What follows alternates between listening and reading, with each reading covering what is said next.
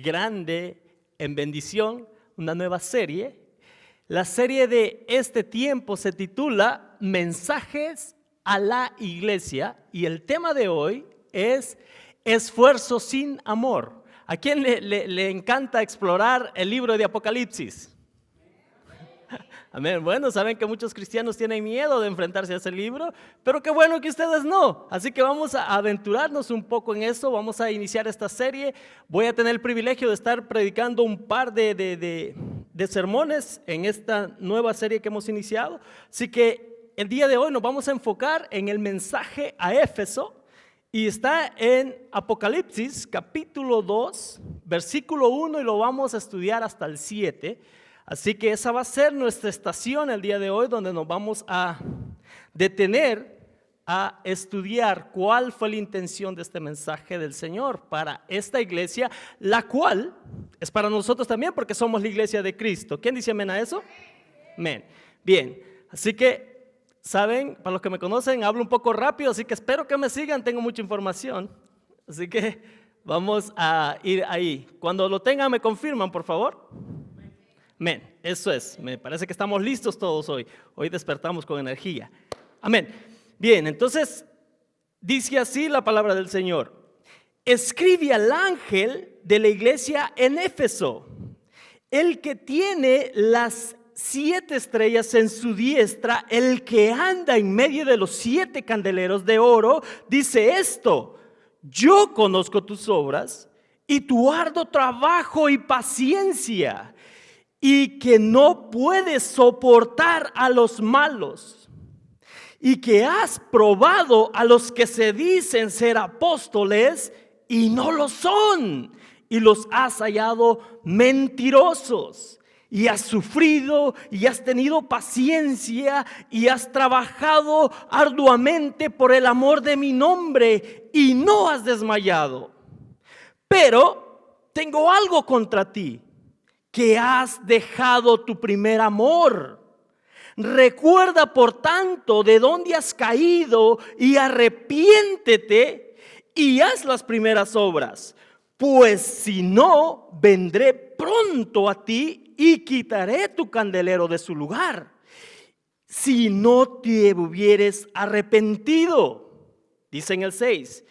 Pero tienes esto, que aborreces las obras de los nicolaitas, los cuales yo también aborrezco, dice el Señor. El 7 dice: el que tiene oído, oiga lo que el Espíritu dice a las iglesias. Al que venciere, le daré a comer del árbol de la vida, el cual está en medio del paraíso de Dios. Amén. Vamos a ponernos de pie, vamos a orar. Dios Todopoderoso, Padre bendito, venimos delante de ti en este momento, mi Señor, pidiendo por misericordia, pidiendo, Padre, que sea tu Espíritu Santo en esta tarde, Señor, confrontándonos, pero también guiándonos, Señor, mostrándonos ese pecado, pero también llevándonos al arrepentimiento, Padre. Gracias, Señor, por tu misericordia, porque hasta aquí nos has ayudado a pesar de nuestras fallas, a pesar de la forma que te fallamos, Señor, tú has sido fiel con nosotros, Padre.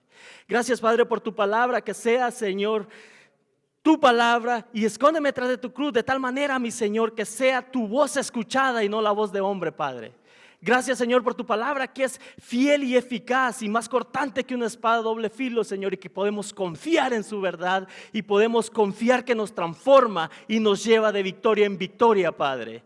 Gracias, Señor, por tu iglesia, por los que están en casa y los que están en línea, Señor. Bendíceles, que este mensaje, Padre, abra nuestro entendimiento de tal manera que veamos nuestras fallas y que las reconozcamos y las traigamos al arrepentimiento, Padre. A ti sea la gloria y la honra por los siglos de los siglos. Amén. Amén. Así que el mensaje, como lo hemos leído, es un poco fuerte, lo admito. Creo que todos los mensajes que se le dictan a las 7 iglesias tienen mucho peso y es muy importante para todos nosotros. Quiero que nos enfoquemos en qué contexto estas palabras son dichas, ya que son importantes. Si ustedes han leído el libro de Apocalipsis, en el capítulo 1 van a encontrar la introducción. de todo el libro. Incluso el mismo Señor se encarga de darnos la cronología del libro. En otras palabras, Él se encarga de darnos el bosquejo de qué contiene el libro. Amén. Y Él las divide de esta forma y lo encuentran en el 1:19 y dice el Señor, en el capítulo 1, versículo 19, escribe las cosas que has visto. Ese es el diagrama que el Señor presenta y dice las cosas que son y las cosas que han de ser después de estas. Si ustedes se fijan, hay 3 puntos que el Señor divide el libro en su totalidad. Ahora déjenme explicar un poco acerca de eso. ¿Cuáles son las cosas que has visto? Son las cosas que han sucedido antes, mientras ha sido la historia de la iglesia, incluyendo el Antiguo Testamento. Las cosas que son las que se están experimentando en el tiempo de Juan, en las que él está viviendo. Y las cosas que han de ser después de esas cosas arrancan prácticamente en el capítulo 4 hasta el capítulo 22 del Apocalipsis. Amén. Entonces, con eso en mente, nosotros ya podemos darnos una idea que lo que estas cartas, en qué contexto están en las cosas que son. Son las cosas que están experimentando la iglesia. Son las cosas que Juan mismo vivió. Entonces, podemos ver la situación que él experimentaba. Fíjense, y es interesante que cuando Juan escribe el Apocalipsis, Juan lo escribió desde una isla llamada Patmos. Y fue desterrado. Aquí tenemos un mapa donde ustedes pueden ver las 7 iglesias, incluyendo la isla de Patmos, donde él fue desterrado. Ahora, fíjense, según la historia de la iglesia, se escribió de que antes de Juan ser enviado a la isla de Patmos, él fue puesto en una olla de aceite hirviendo para eliminarlo. Pero por gracia y misericordia de Dios fue salvado milagrosamente. Y de tal manera que como no lo pudieron destruir, fue desterrado a la isla de Patmos, donde él recibió esta visión, la cual es el Apocalipsis. Apocalipsis significa revelación o mover el velo. Eso significa revelar algo.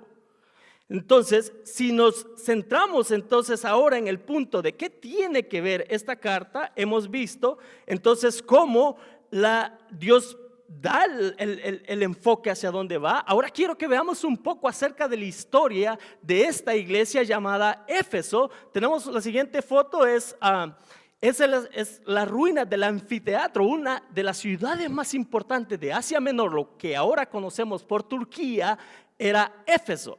Éfeso era muy famoso, no solo por la importancia de la ciudad, ya que conectaba prácticamente muchos caminos con Roma. Entonces le convenía mucho, tenía una estabilidad económica muy buena. Incluso el nombre de Éfeso significa deseable.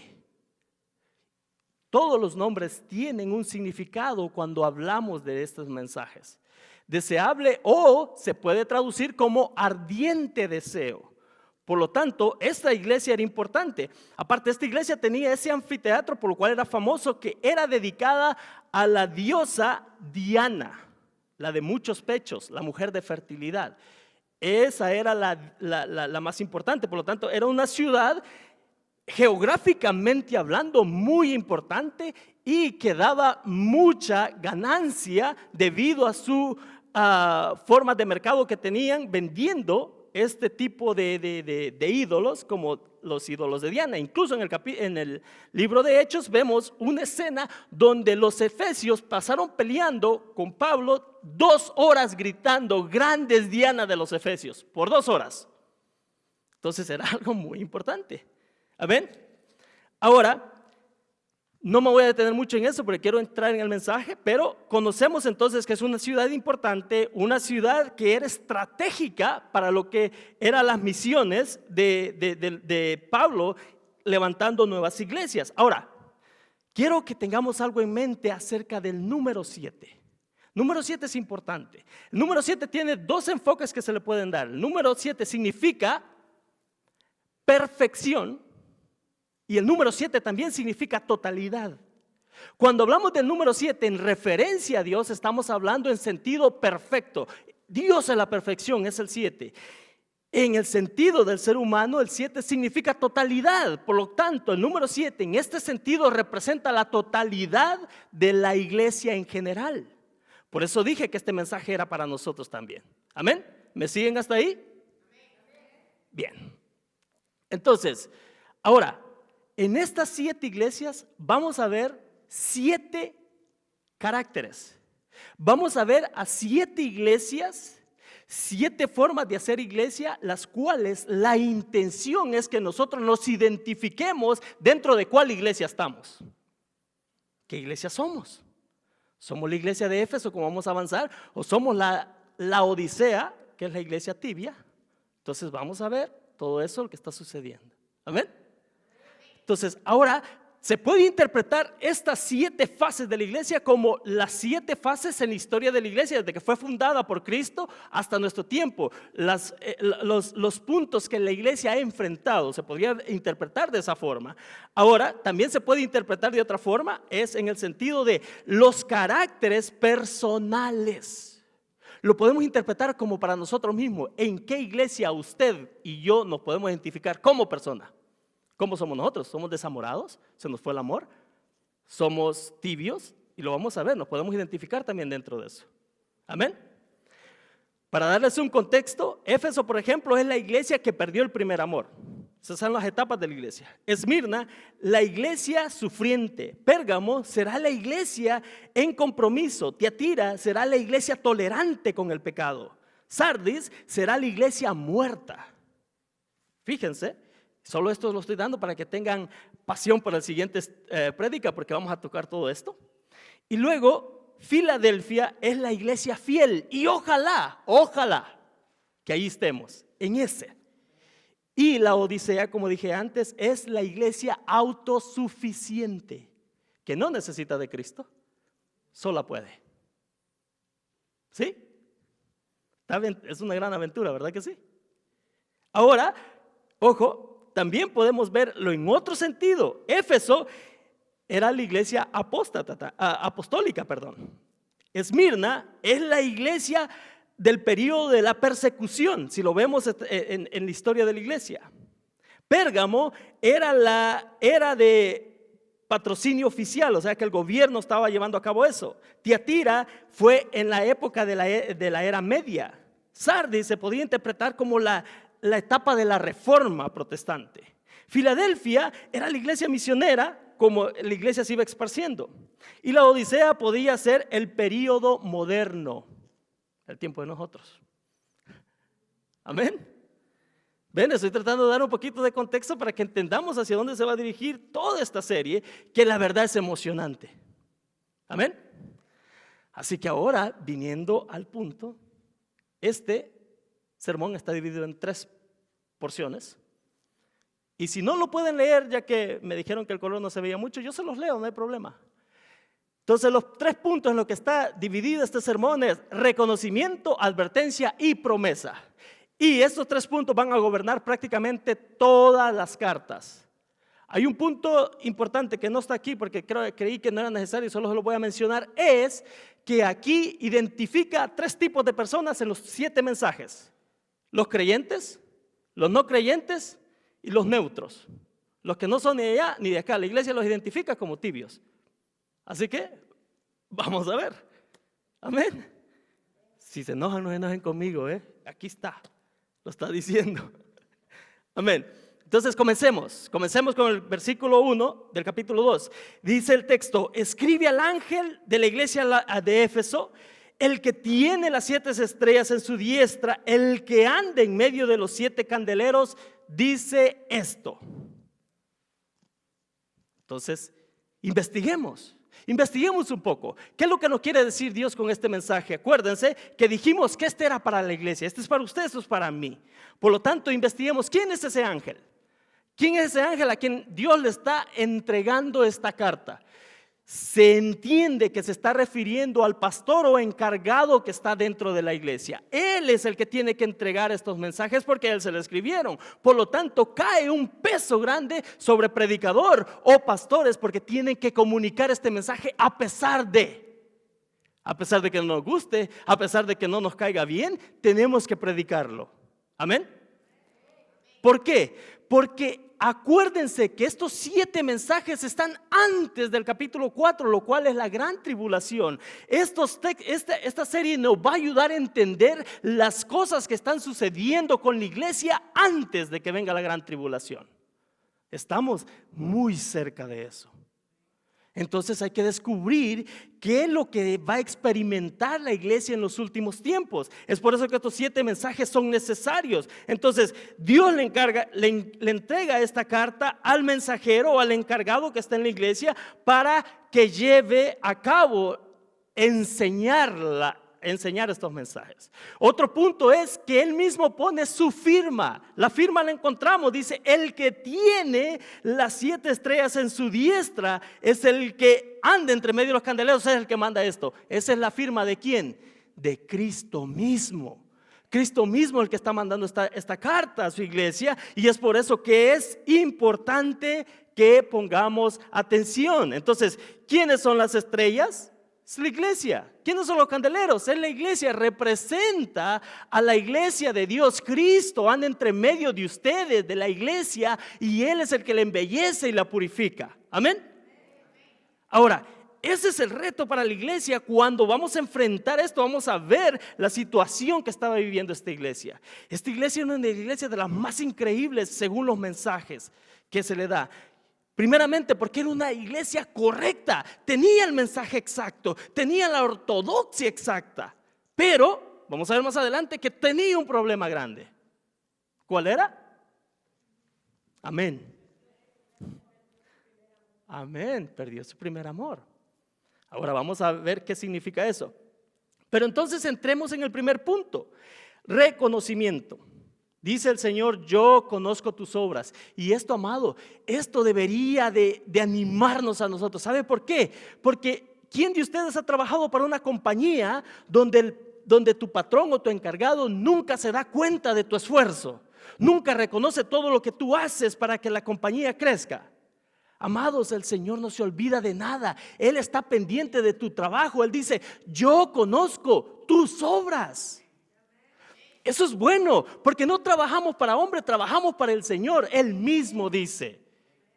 Entonces, esto debería de llamarnos a nosotros a servir con excelencia, porque sabemos que Dios está pendiente de eso. Y no solo de eso, Él dice: y tu arduo trabajo y paciencia. Arduo trabajo todavía pasa, pero la paciencia. ¿Tenemos paciencia? ¿Sí? No le vaya a pasar como una persona que le dice, tenía ese problema como yo de la paciencia, y le dice: Señor, estaba orando y le decía: Señor, dame paciencia, yo necesito paciencia, pero la quiero ya. Entonces, que no les pase eso, porque esa es la lucha. Entonces, esta iglesia tenía eso, tenía paciencia, y ese es un llamado para nosotros. Dice que no solo que Dios conoce las obras, sino que conoce el arduo trabajo y también ve la paciencia que nosotros tenemos conforme servimos.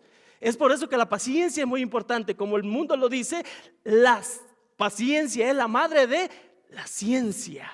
Entonces, es importante que nosotros entendamos. Ahora, tener paciencia es importante, sí.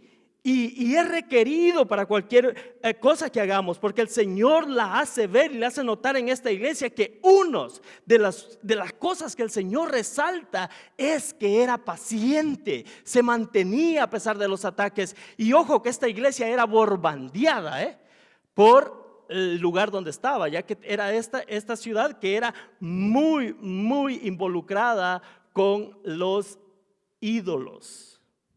Gracias a Dios nosotros no estamos enfrentando ese tipo de problemas, pero ¿saben qué? Un día vamos a tener que enfrentar eso. En algún momento todo va a cambiar, debemos de estar listos y no nos pasen como vamos a ver más adelante, que es esa pérdida de amor que puede venir conforme viene el desánimo, conforme viene las cosas que enfrentamos como iglesia en el servicio del Señor. Yo conozco tus obras, dice, y le agrega algo más y dice: y no soportas a los que son malos. Pareciera una contradicción.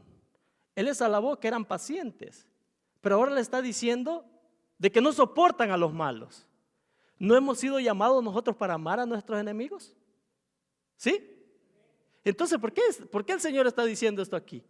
¿Por qué el Señor exalta el hecho de que ellos odiaban a los, vamos a decir, a los malos en este caso? Que luego lo vamos a ver quiénes son esos malos. Uno son los falsos apóstoles. ¿Quién de aquí odia los falsos maestros? Espero que los odien.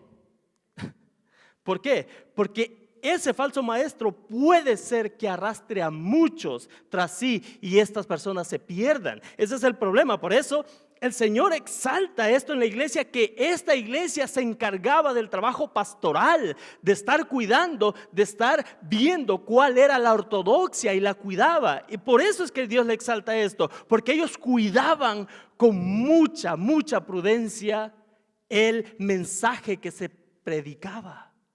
¿Estaremos nosotros cuidando lo que escuchamos acerca de los mensajes que escuchamos?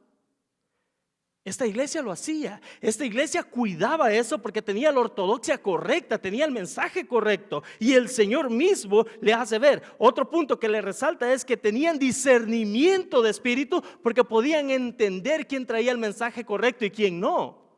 Entonces estamos llamados como iglesia a corregir eso, a que si estás escuchando algo que no es bíblico, llamemos la atención a eso. Amén.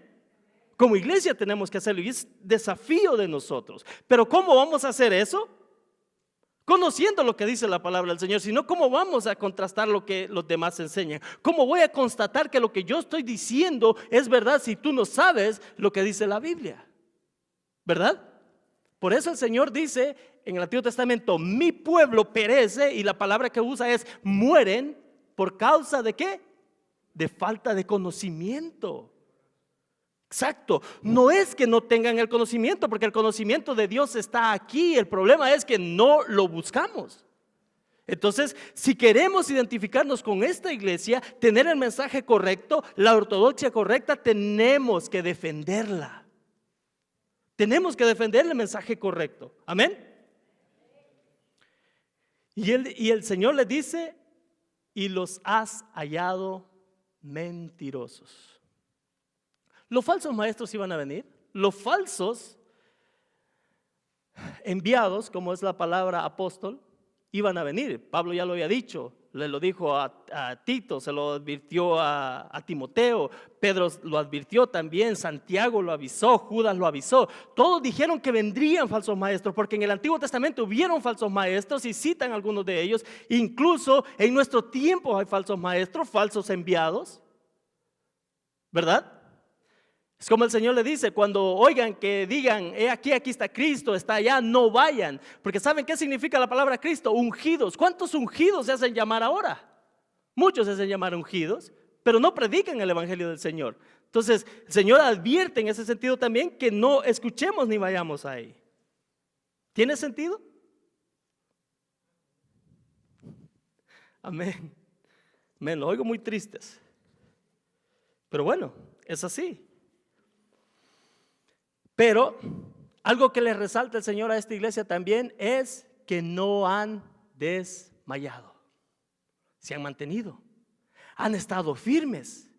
A pesar de todos los ataques, a pesar de esos falsos maestros, a pesar de esos falsos apóstoles, a pesar de todas las circunstancias del mundo que los atacaba, ellos se habían mantenido firmes, no habían desmayado. Ojalá que nosotros podamos identificarnos en eso. Amén. Ojalá que el Señor un día nos pueda decir: siervo bueno y fiel, pasa al gozo de tu Señor, porque mantuviste el mensaje correcto y fuiste celoso de ello. Amén. Así que el Señor hace otro reconocimiento ahí y le dice: y aborreces a los nicolaitas. ¿Quiénes eran los nicolaitas? Los nicolaitas era una, llamémosle secta, o un grupo de personas que se hacían llamar los conocedores o los científicos en ese momento, y que depositaban prácticamente la guianza de la iglesia sobre algunas personas. Incluso se llegaba hasta tal punto de que ahí fue donde se dividió en dos puntos, como los que dirigen y los laicos. Hicieron una diferencia entre los que enseñaban y la iglesia. Ellos fueron los que iniciaron ese sentido, incluso son los que iniciaron el gobierno de cómo funcionaba la forma de gobernar papal. Ellos fueron los que iniciaron todo ese movimiento. Porque Nikaos significa conquistar y Laos significa pueblo o laico, o sea, guiar a un pueblo significa nicolaitas. Entonces, ellos ponían el poder sobre una persona y este gobernó todo. Esa es la misma estrategia que han usado otras, la iglesia, vamos a decir, a veces de la cual hemos salido algunos de nosotros, los cuales ponen todo el poder sobre una persona. ¿Es bíblico eso? No. Por eso Dios exalta a esta persona, a esta iglesia que odiaba ese tipo de cosas, porque todos somos uno en Cristo Jesús. ¿Qué pasó cuando Juan y su hermano demandaban que quién iba a ser el más grande en el reino de los cielos? El Señor les dijo: el que sirva, ese será el mayor. El que más sirva es el que será el que tenga mejor posición. O sea, en otras palabras, lo que le está diciendo el Señor es que nosotros somos siervos y el único Señor y el único que lleva la preeminencia es Cristo. No hay nadie más. Entonces, si tenemos ese concepto correcto, amados, nosotros vamos a servir con un amor y una pasión y no debemos de caer en la circunstancia que esta iglesia cayó, en lo cual tuvo muchos problemas debido a eso. Y yo se lo voy a comentar un poco más adelante acerca de cuál fue la consecuencia o cómo la iglesia de Éfeso terminó al final, según la historia. Entonces, la advertencia de Dios estaba dada. Dios le llamó a ella a diferentes formas, tanto le exaltó en el sentido de ver lo bueno que estaba haciendo, pero también le reconoció cosas malas que estaba haciendo y por las cuales al final vamos a ver cómo terminó esa iglesia y que es un llamado para nosotros como personas, porque una institución puede continuar, pero las personas a veces tenemos problemas. Amén. Entonces, el Señor les hace ese llamado, de manera que hemos observado cómo el Señor le llama, vamos a decir, exalta a esta iglesia por esa forma de vivir, por esa forma celosa de mantener el evangelio, no negociando nada con el mundo, no dejando que el mundo los conquiste, sino que se mantenían fieles y firmes a pesar de todo. Manteniendo el mensaje correcto, manteniendo la pureza del evangelio y no dejando que falsos maestros entraran dentro. Entonces, es un llamado para nosotros como iglesia a mantenernos fieles y firmes y a ver cuál es el mensaje correcto. Porque hoy en este tiempo tenemos un problema grande que discutía una pregunta con los jóvenes y un joven me preguntó algo bien interesante y me dice: oye, hermano, de tantas denominaciones que hay ahora, ¿quién dice la verdad? Le digo: wow, buena pregunta. Para ser sincero me desafió porque dije yo: wow, híjole, ¿qué te respondo? Pero al fin del día llegamos a la conclusión: la única verdad está en la palabra del Señor. Nuestra forma, nuestro filtro es la palabra de Dios. Si nosotros no la conocemos, no podemos corregir nada. Entonces, amados, que el Señor nos haga este llamado a nosotros y que el Señor nos diga: tengo esto bueno contigo, que te has mantenido fiel, que has mantenido la pureza del evangelio, que has mantenido la pureza del mensaje y no lo has adulterado ni has aceptado adulteraciones. Ojalá que el Señor resalte eso en nosotros. Y ojalá que no caigamos en el otro punto de esta iglesia. Y con eso pasamos al segundo punto, porque vimos cómo admiró el Señor en primera instancia en su carta, en su mensaje, pero en la siguiente parte de la palabra de Dios, de esta porción de la Biblia, pasamos al segundo punto, que es la advertencia. ¿Para qué sirve la advertencia? Valga la redundancia, para advertir. para advertirnos. Entonces el Señor, fíjate, el Señor cuida a esta iglesia de tal manera que no solo le hace ver lo bueno que es, porque es necesario que nosotros como creyentes se nos exalte las buenas cosas que hacemos y el trabajo excelente que hacemos, pero también corregir las deficiencias que tenemos como servidores. Y eso es lo que hace el Señor aquí. El Señor va a corregir eso diciéndoles en el versículo 4, pero tengo contra ti. O sea, esto personaliza el mensaje, se lo dice directamente a ti y a mí. Tengo algo contra ti. ¿Qué es lo que el Señor tiene contra ti? Que has dejado tu primer amor. ¡Wow! Eso es fuerte. Ese mensaje es fuerte. ¿Cuántos de nosotros aquí hemos experimentado qué es el primer amor? ¿Sí? Yo traté de entender esto, leí varios comentarios y pregunté a varias gente de que qué significa para ti el primer amor. Y algunos me dijeron, oh bueno, para mí el primer amor es ese amor que tiene uno cuando es jovencito, de que solo con el hecho de ver a la persona dices tú, wow, estoy en el cielo, ¿verdad? ¿Será ese el primer amor? Yo creo que sí. Imagínense, comparémoslo con la primera vez que ustedes tuvieron un encuentro con Jesús. ¿Cómo se sentían? Yo me recuerdo de mi experiencia. Yo cuando conocí por primera vez al Señor y me salvó, hermanos, yo volvía loco a todo el mundo porque a todo el mundo le quería comentar de Cristo. Y me decían, híjole, ya cállate, tanto que hablas de esa Biblia, ya déjalo, te vas a volver loco. ¿Por qué? Porque yo a todo mundo quería compartirle del Señor. Ese es el primer encuentro, ese es el primer amor donde tú sientes esa pasión y ese deseo por compartir aquello que has conocido tú. Amén. Ahora, esta iglesia tenía un problema. Esta iglesia era una de las iglesias más activas, tenía muchas cosas buenas. Cuidaba el mensaje, trabajaba muy duro, mantenía la pureza del evangelio, pero ¿de qué? Por eso el tema se llama esfuerzo sin amor. ¿De qué sirve que trabajes mucho si lo haces sin amor? ¿De qué sirve que te esfuerces si no lo estás haciendo de corazón? Eso es lo que pasaba con esta iglesia. Esta iglesia tenía 1000 ministerios, pero todo lo hacían por costumbre y la costumbre no sirve. Tiene que ser con pasión, tiene que ser con amor, amados. Recuerda a quién sirves. Eso es lo que le está diciendo a la iglesia. Recuerda que me sirves a mí, no sirves a nadie más. Entonces sirve con amor, regresa a tu primer amor. ¿Sí?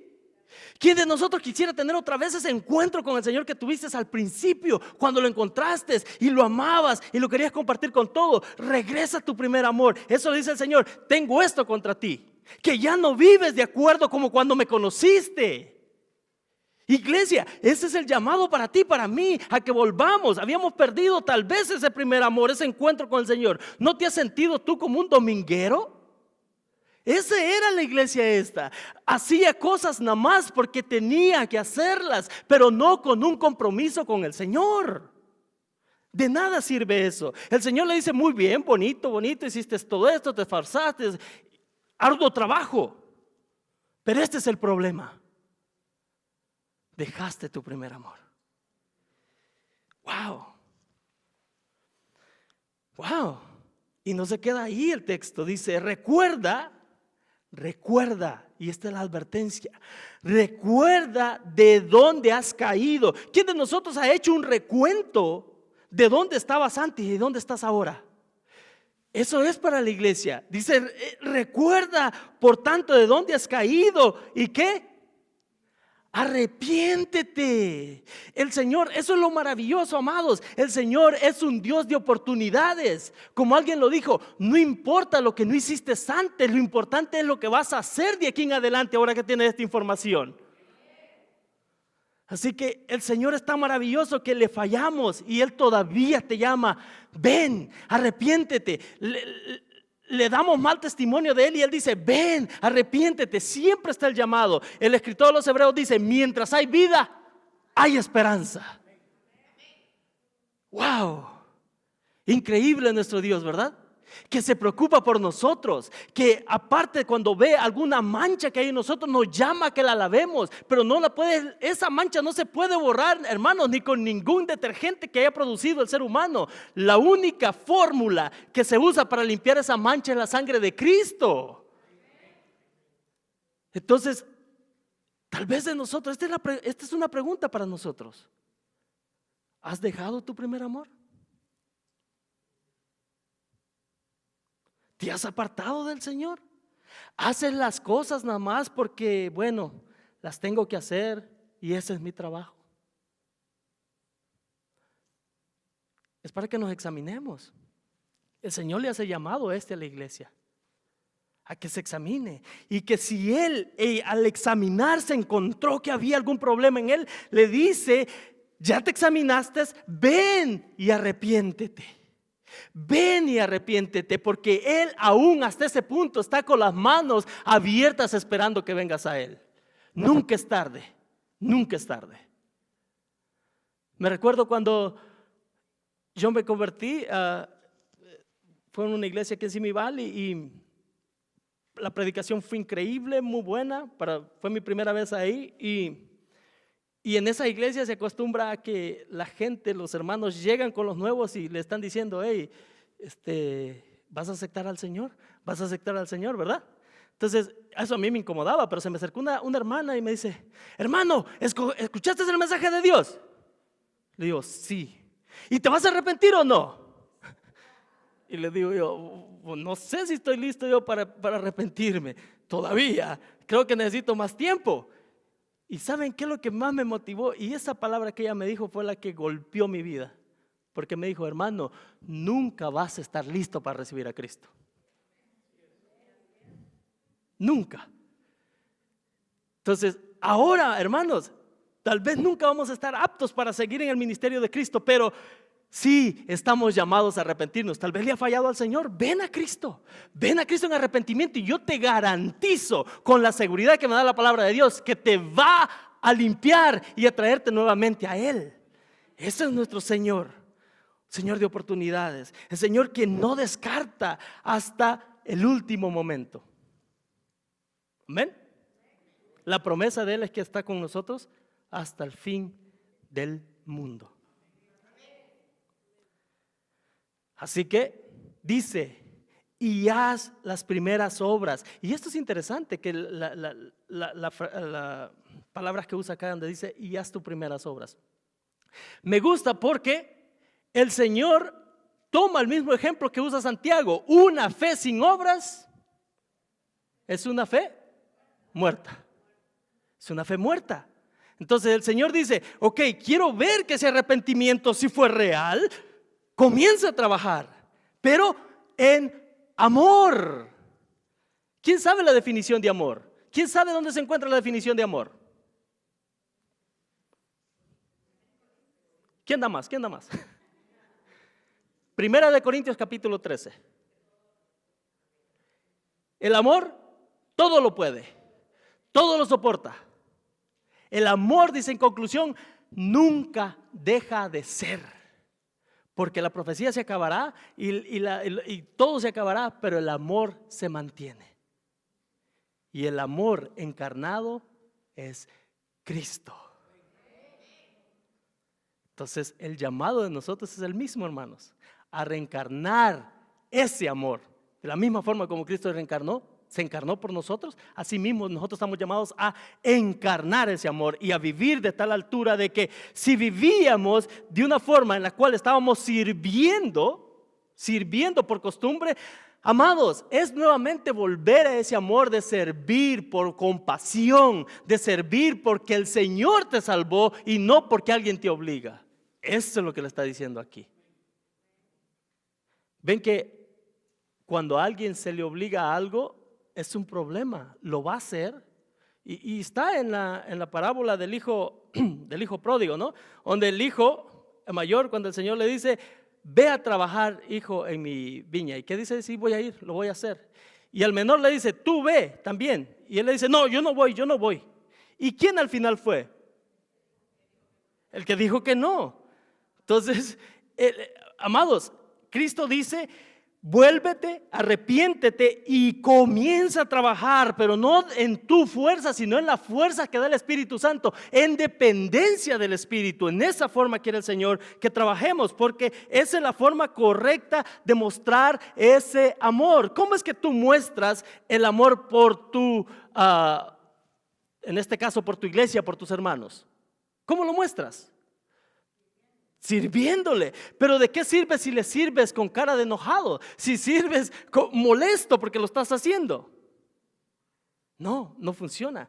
Incluso yo me recuerdo una hermana que creo, no sé cómo entendía eso ella, pero me decía la hermana, oye, yo no sé por qué hay gente que se va al mundo y anda bailando y anda viviendo allá y no le importa. Y le digo, hermana, ¿pero por qué no hacemos algo? ¿Por qué no le muestra usted que aquí es mejor que estar allá en lugar de estar criticando como un sentido que por qué yo no lo puedo hacer? Porque lo estaba haciendo como, él lo puede hacer, pero yo no lo puedo hacer. Entonces, no, el sentido no es ese. El sentido es mostrar que aquí es mejor que allá. Por cómo vivimos, por cómo compartimos, porque tenemos una unidad. Es más, el Señor dice, el testimonio para el mundo va a ser cuando nosotros seamos uno. Lo mismo. Entonces le dice, regrésate a tus primeras obras. Y si no las hace, si no haces esa advertencia que el Señor le lanza, le dice, vendré pronto. Y esta palabra no es en rapidez, sino está hablando en el sentido de que el tiempo será acortado para esa iglesia. Entonces lo que le está diciendo, si no lo haces, vendré pronto y quitaré tu candelero de su lugar si no te hubieras arrepentido. Wow. ¿Qué está diciendo aquí? ¿Está diciendo que nos va a quitar a nosotros?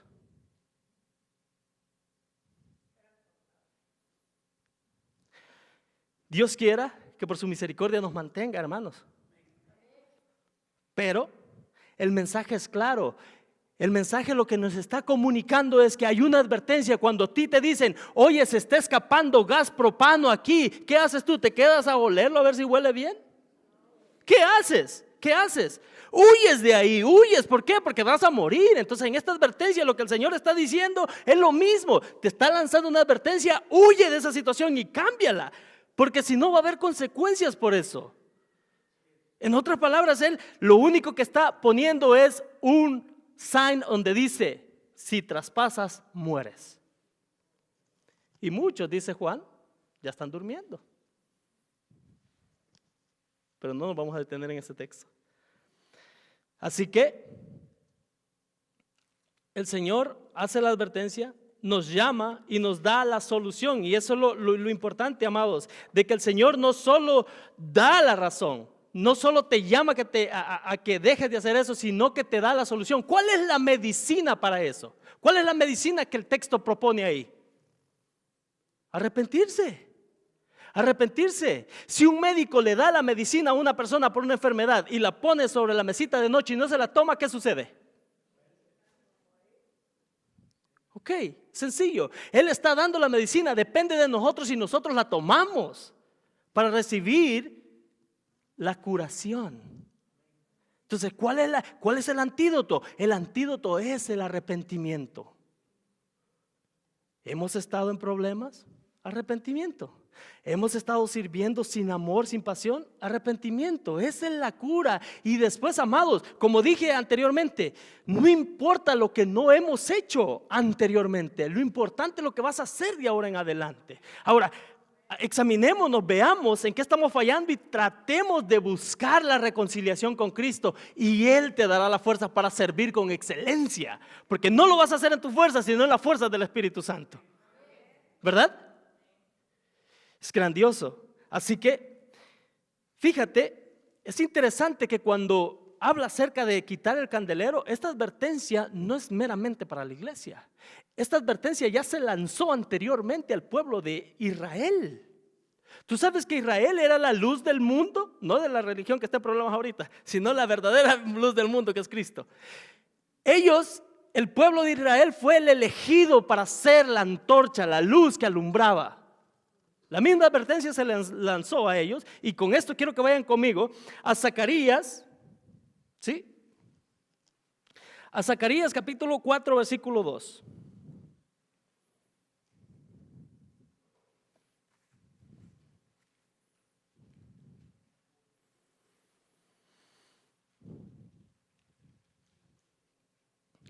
Amén. Y así dice Zacarías capítulo 4, versículo 2. Y me dijo, ¿qué ves? Hablándole a Zacarías, y respondió, he mirado y he aquí un candelabro de todo de oro, con un depósito encima, y sus 7 lámparas encima del candelabro, y 7 tubos para la lámpara que están encima de él. Es la misma descripción del pueblo de Israel. Ahora la pregunta que les hago es esta: ¿qué pasó con el pueblo de Israel? ¿Qué pasó? Fue quitado. Y la luz fue encargada a la iglesia. ¿Ven lo que sucedió? Hubo consecuencias. Y eso, amados, el mismo sentido lo propone el Señor en el capítulo 24 de Mateo. Y se los leo rapidito para que no vayan ahí. Mateo 24:12 dice, y por haberse multiplicado la maldad, el amor de muchos.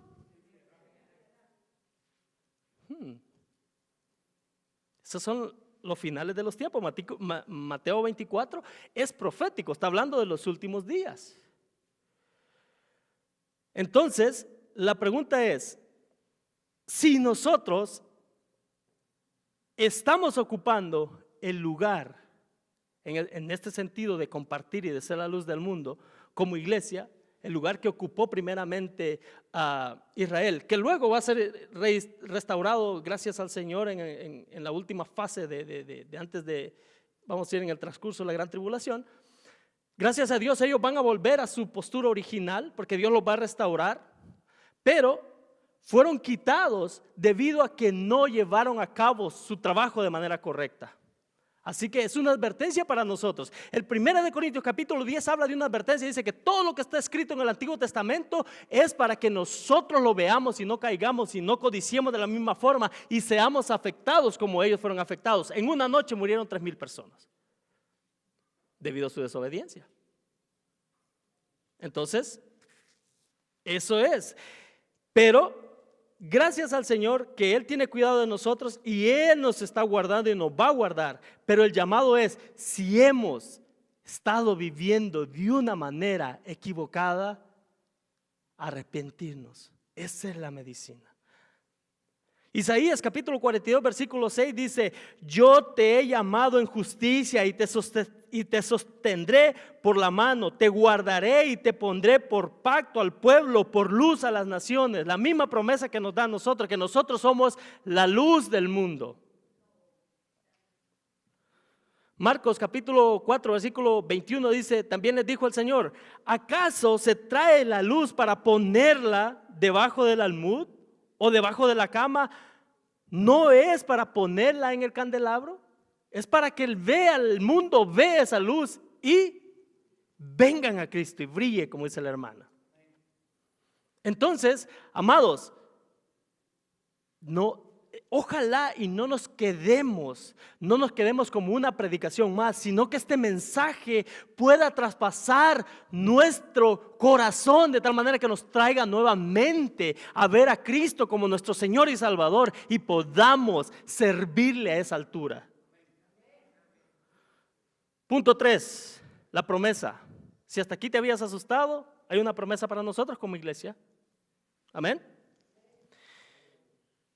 Y dice, el que tiene oído, oiga. ¿Quién de aquí no tiene oído? Amén.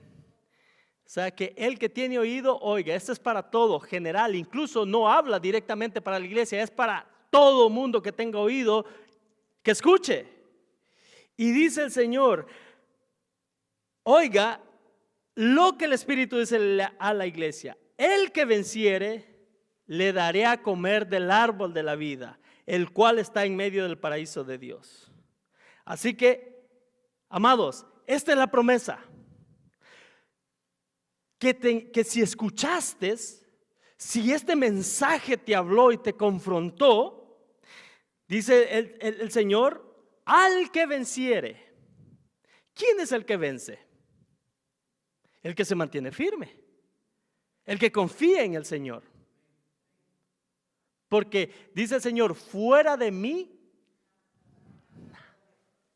nada podéis hacer. Entonces, en Cristo somos más que vencedores porque Él venció. Entonces, ¿cómo nosotros obtenemos, cómo nosotros nos volvemos vencedores? Por medio de Cristo. Cristo es donde nosotros tenemos que estar anclados, donde nosotros tenemos que estar sujetados. Si nosotros vencemos en Cristo, Él promete darnos a comer del árbol de la vida. ¿Quién es el árbol de la vida? Es Cristo mismo. Es Cristo mismo. Entonces tenemos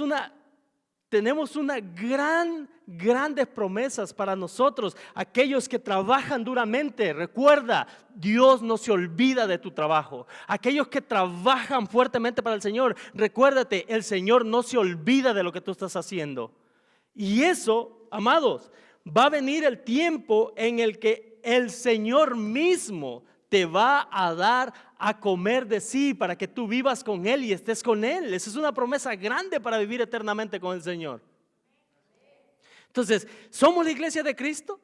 ¿Hemos escuchado el mensaje? ¿Hemos escuchado la advertencia que el Señor le lanza a la iglesia de Éfeso? El mismo mensaje va para nosotros, para todos. Esto no es solo para ustedes o solo para pastores o solo para los que hablan. No, es para todos los que escuchan. El Señor muestra de que es necesario vivir de acuerdo al llamado que tenemos. Dice el Señor, sed santos porque yo soy santo. Entonces, amados, pero todo esto tiene una fuente. Y la fuente es el Espíritu Santo que mora en ti. Es que Él es el que te energiza. Él es el que te da todo lo necesario para que nosotros vivamos de esa forma, a esa altura. Si lo hacemos en nuestras fuerzas, no podríamos. Porque es fácil amar a quien no te ama. Pero allí es donde dice el Señor, ¿qué beneficio hay si solo amas al que te ama? ¿No hacen también eso los incrédulos? La recompensa está cuando amas a aquel que te hace mal, cuando sirves a aquel que no te trata como tú quieres que te trate. Esta iglesia tenía los mensajes. Nosotros podemos tener el mensaje correcto, nosotros podríamos tener la teología correcta, nosotros podríamos tener el entendimiento correcto, nosotros podríamos servir de mil maneras dentro de la iglesia, dentro del servicio al Señor, pero si no se hace con amor, de nada sirve. De nada sirve. Esa es la advertencia. Si nosotros vamos a trabajar en eso, prácticamente es como si tú estás trabajando nada más de la carne. Eso es, mientras no more Cristo en nuestro ser, de manera que nos lleve a actuar en amor y pasión, de la misma forma como Él sirvió, de la misma forma como Él se entregó, de la misma forma como Él vivió, entonces hay un problema con nosotros. Pero Él ha prometido. En el capítulo 3 vamos a ver cuando Él dice, estoy a la puerta y toco, y el que me abre, yo entro y ceno con Él y en Él. Wow, promesa grande. Pero 3:20 dice, el que no se arrepintió fue al infierno. No se crea. Amén.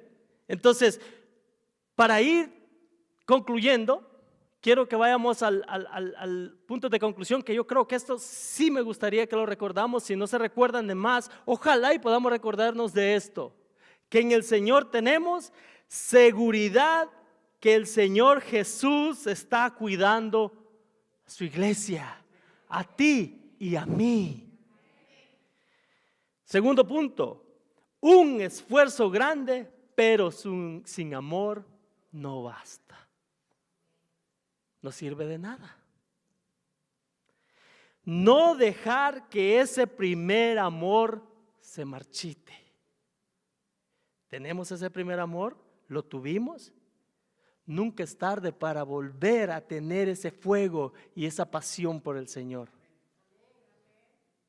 Punto número 4. Confiar en que Dios guarda sus promesas para sus siervos fieles. Wow. Así que está en nosotros. Y quiero con esto que vayan conmigo, voy a citarles un último texto. Segunda de Crónicas, capítulo 7, versículo 14. Segunda de Crónicas 7, 14.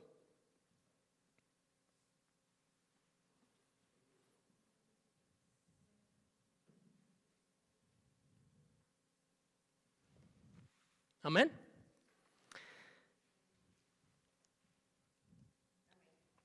Segunda de Crónicas, capítulo 7, versículo 14. Dice así: si mi pueblo, sobre el cual se invoca mi nombre, se humillara y ora y busca mi rostro, y se apartara de sus malos caminos, yo le escucharé desde los cielos, perdonaré sus pecados y sanaré su tierra. Wow. Ese es nuestro Señor. Dice: si mi pueblo se humillare y orare y buscara su rostro, Él escuchará y sanará no solo tus pecados, sino tu misma tierra. ¿Cuál tierra? Tu cuerpo. De eso habla, de eso tiene. Hay una necesidad de sanidad de nuestro cuerpo que viene cuando nuestros pecados son perdonados. Amén. Ese es nuestro Señor. Quiero invitarte a que te pongas de pie y vamos a orar. Si pueden pasar nuestros hermanos de la alabanza. Y ojalá que el Señor haya hablado en nuestros corazones, porque este es el inicio de muchas más predicaciones, son 7 en total, así que tenemos una gran aventura para vivir y los invito a que seamos parte de esto y que el Señor nos transforme y que nos cambie, porque todos necesitamos de esto, amén. Así que si a ti que estás en línea has escuchado el mensaje del Señor, quieres venir a Él en arrepentimiento, ven a Él. Dice su palabra que Él no echa a nadie fuera, sino que Él recibe todo aquel que viene en arrepentimiento y le da salvación y vida eterna en ese mismo momento. Y a ti, querida iglesia, si no has estado caminando de la manera que deberíamos, es el momento. Dice: si oíste hoy su voz, no endurezcáis su corazón, sino que hoy es el tiempo de salvación. El Señor puede transformarte. No estoy diciendo que te has apartado de Él, sino que tal vez has tenido una mala relación con Él. Hoy es el tiempo de venir y el Señor te promete limpiarte de todo. Amén. Así que vamos a orar. Dios Todopoderoso, Padre bendito, Señor, conforme nos dirigimos, Padre, a tu trono de gracia, Señor, quiero darte las gracias por tu palabra, Señor. Yo sé que nos has confrontado, yo sé que, Señor, has hablado en nuestros corazones de una manera fuerte, Padre, pero todo sea para que tu nombre sea exaltado, Señor, para que vivamos a la altura de ese gran mensaje que nos has entregado, Señor. Gracias, Padre, por la salvación, Señor, que es esa fortaleza que nos das a todos los días, Señor, para levantarnos y servirte, Padre.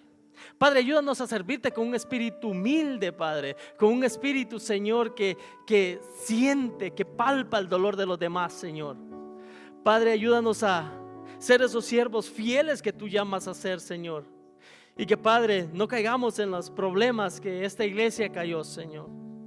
Y que, Padre, que seamos siempre poniéndote a ti como el centro de nuestras vidas, de tal manera que te sirvamos a ti como excelencia, Señor, porque tú eres el Rey, porque tú te lo mereces, porque tú eres nuestro Salvador y nuestro Señor, en el cual también oramos en los méritos de Cristo Jesús. Amén.